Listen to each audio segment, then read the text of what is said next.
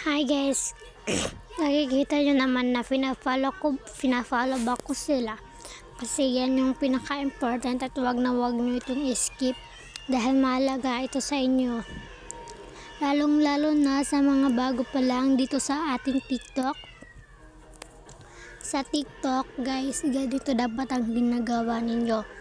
Ganito sa ginawa ko. So giyahin nyo lang ako sa video na to dahil kailangan natin i-follow back at kailangan dami yung ating friends dito. At para kapag finalo natin sila, i-follow back nila tayo tapos mayroon magpa-follow sa atin. Ganun lang yung ginagawa natin, sobrang easy lang guys. Kaya wag nyo itong skip. Yan. Nakikita nyo naman na pina-follow ko, diba sila? Gayahan nyo lang ako guys. At tama kayo sa narinig nyo na dapat i-follow natin sila. Para dun yan din ang gawin nila na follow back din nila tayo. Para dumami din ang ating followers. Yan o.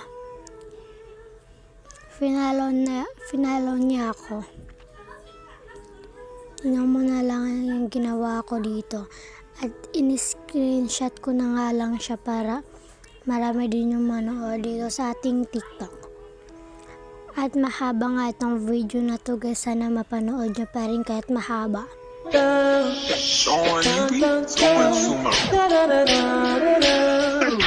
Sumayaw-sayaw na nga ako dito dahil sabi ng isang friends ko na sabi niya sayawin ko daw ito. So, sinayaw ko na para ikaw kung gusto mo dumami ang followers and likes mo, so suportahan kita, tutulungan din kitang dumami yan. Kaya heart mo tong video ko, magkapiling ka sa may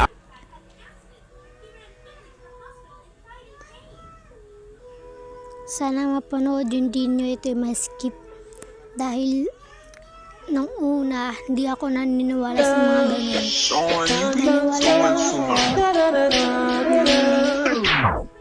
Idol ko, nang nakita ko to sa idol ko guys, doon ko na ginaya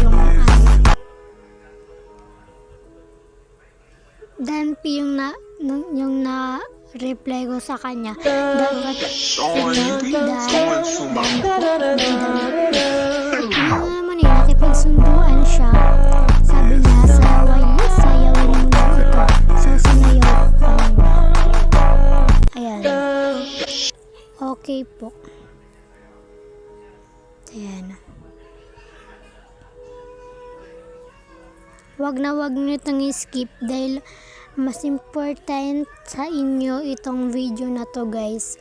So, like and subscribe for more. Tignan nyo na lang ang aking followers. Yan. Sa mga hindi naniniwala, pwede niya pong skip yung video. Already good for you. Meron din tayong subscriber. Ano naman?